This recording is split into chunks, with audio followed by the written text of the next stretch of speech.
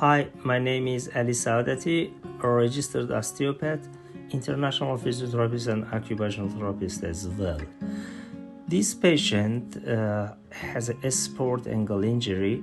He has came to fix this problem for few visits and now he is in a good situation.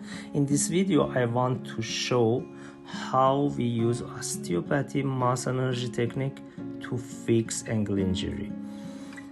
I apply MET or muscle energy technique on the everter muscle group. So, for this purpose, patients try to do ankle eversion against my resistance.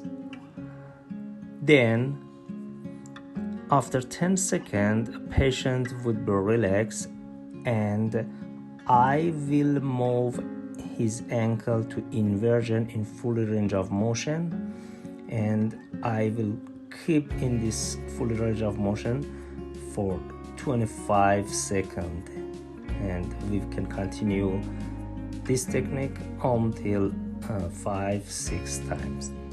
Thank you.